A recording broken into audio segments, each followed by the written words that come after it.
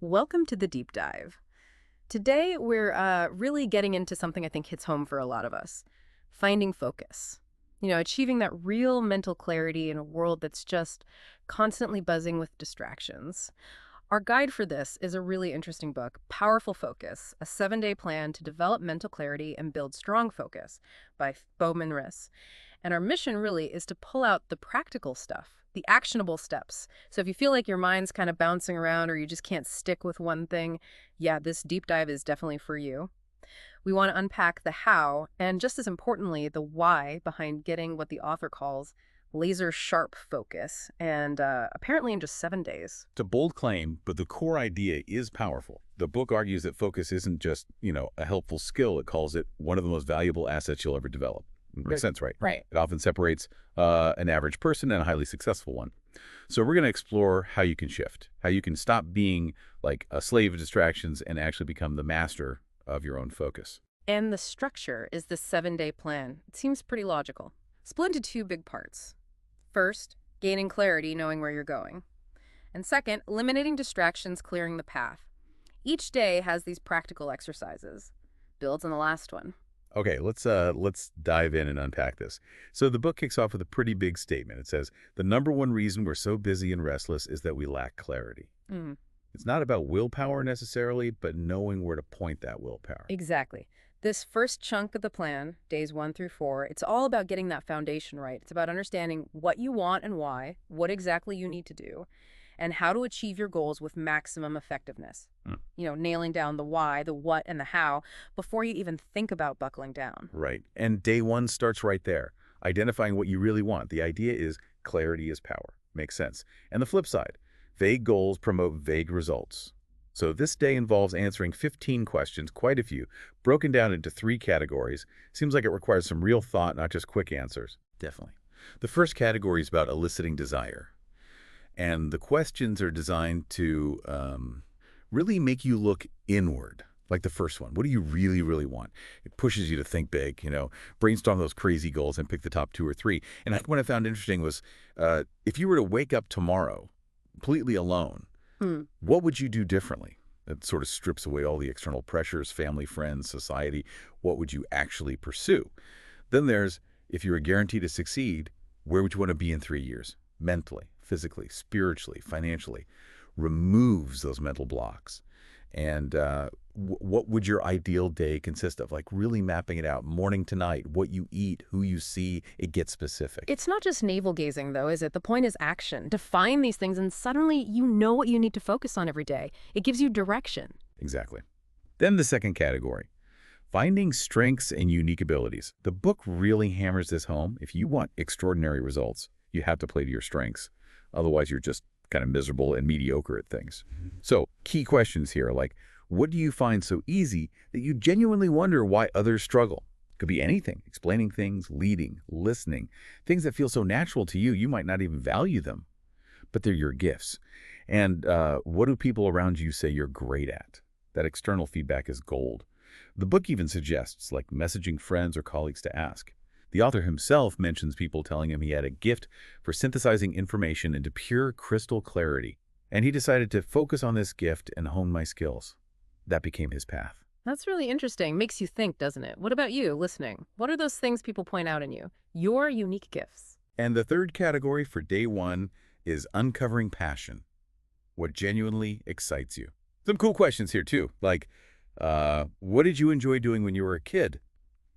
Apparently, the author wrote stories as a kid, then came back to writing 20 years later. It stuck with him. Or, who do you envy and why? Envy can be surprisingly revealing, shows you what you desire. The author envied personal development bloggers and, well, look where that led him. Then there's the classic, if you had all the time and money, what would you do? Removes limits, finds fulfillment beyond just work. And finally, how do you want to express yourself to the world? Entertain, educate, inspire, heal. What impact do you want to have? So day one is really about laying that groundwork. The more time you spend with these questions, the clearer things become. And that clarity, well, it makes focus almost automatic, doesn't it? Pretty much. Yeah. Which leads nicely into day 2, refining your goals. The book is blunt here. Lack of clarity is the primary reason for failure. And it stresses that creating this vision isn't a one-off thing. It's an ongoing process. You keep refining it. So day 2 asks you to look at your current goals, career, money, relationships, health, whatever, and compare them to what you uncovered on day 1. Are these goals really yours? Or are they just, imposed on you by your external environment? Social pressure, maybe? Yeah, it's about checking for alignment. Hmm. And this is where the book introduces a really key concept, the love-based versus fear-based model. Mm.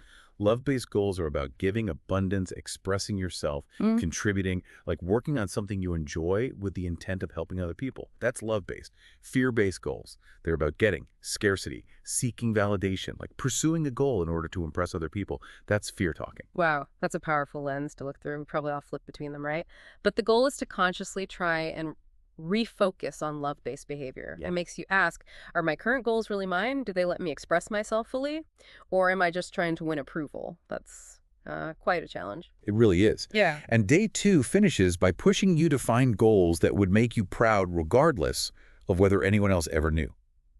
That's that true, deep, intrinsic motivation. Okay, so we've got the why and refined the what. Day 3 tackles identifying what needs to be done. Yeah. Because, as the book says, it's a lack of clarity that creates chaos and frustration, which obviously kills focus. Right. Achieving a goal is basically closing the gap between where you are and where you want to be. Simple idea. But the trick is avoiding wasting time on ineffective tasks or poor strategies. Everything you do should actually move you forward. Which leads to that critical self-assessment question. If I keep doing what I'm doing today, am I likely to achieve my goals? Mm. If the answer is consistently no, well, something's got to change. Obvious, but hard to face sometimes. Totally. And the challenge is the stuff that really moves the needle. It's often the hardest stuff, which naturally leads to procrastination. So day 3 pushes you to be brutally honest. Am I really working on the challenging tasks? Am I doing it consistently? Do I even know what I need to do? And it guides you to pick a major goal and actually strategize. Ask things like, who's done this before? Is there a book, a course? What are the few things I should really focus on?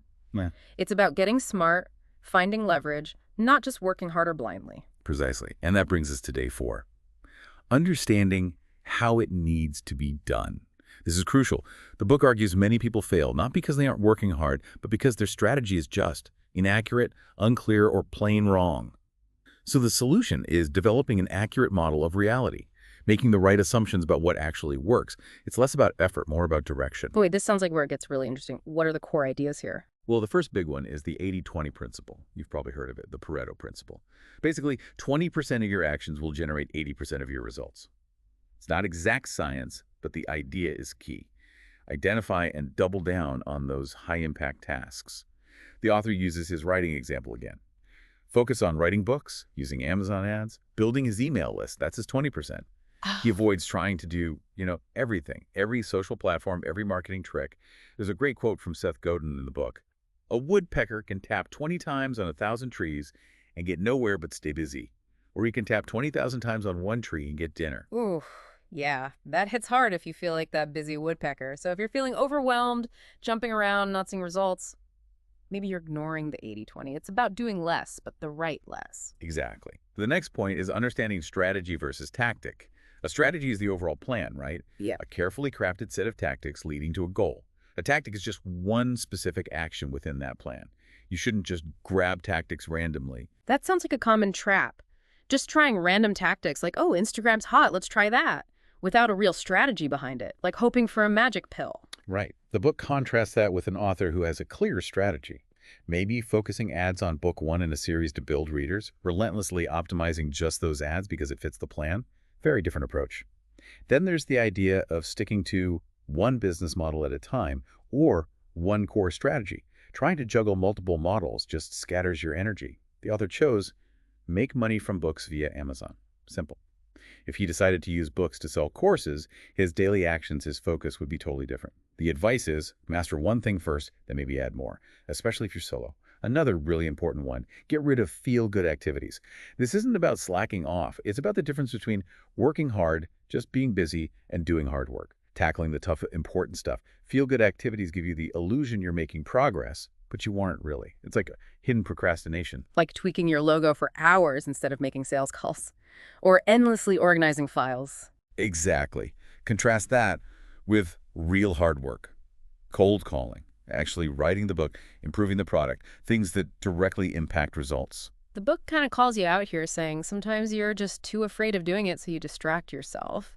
It challenges you to stop working hard and start doing hard work instead. Confrontational, but maybe necessary. It can be, yeah. And finally, for day 4, reduce your learning curve. Time's limited, right? So you need to find ways to get better faster. 2 things here. Find the right information. Define your learning goals so you don't just endlessly learn and get that illusion of competence without action. And second, get help from people who've already done what you want to do. Right, don't reinvent the wheel. Find mentors, find guides, whatever you're trying to do, someone's probably done it. Learn from them. Yeah, and the book even gives you specific questions to ask them, like, what was your learning strategy? What was your single most effective activity? What did you struggle with most? If you had to do it again, what would you change? It's like getting a cheat sheet from the future. Okay, so part 1, gaining clarity. It's this deep dive into yourself and your strategy. Understanding the why, what, and how. Making focus purposeful. Exactly. Now, part 2 shifts gears. It's about eliminating distractions and obstacles. Because even with clarity, the world conspires against focus, right? There's a study mentioned. Average UK office worker, productive for just 2 hours and 53 minutes a day. Less than 3 hours. And we know why. Emails, social media, pointless tasks, interruptions, the usual suspects. So the goal here is clear. Develop deep focus by systematically eliminating distractions and removing obstacles. Time to build that fortress around your attention. And day 5 is about simplifying through ruthless elimination. Basically, cut out everything non-essential. Keep only the key tasks. One tool for this is zero-based thinking. Ask yourself, knowing what I know now, would I choose to start that activity today? This fights the sunk cost fallacy, sticking with something bad just because you already invested time in it. The author applies this to his books. If one isn't working, he cuts his losses and moves on, doesn't keep tinkering endlessly. Another approach is the blank slate technique. Imagine starting fresh. What activities would you actually add back in?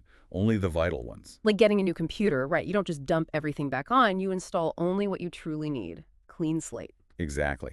And a huge part of simplifying is learning to say no. This is critical. Time is your most precious asset, the book says, more valuable than money, and nobody is entitled to it but you. Saying yes to everything, it's basically disrespecting yourself and neglecting your goals. Harsh, but maybe true. Okay, but saying no is hard. Does the book give tips? It does, yeah. Some practical ones. Make no your default.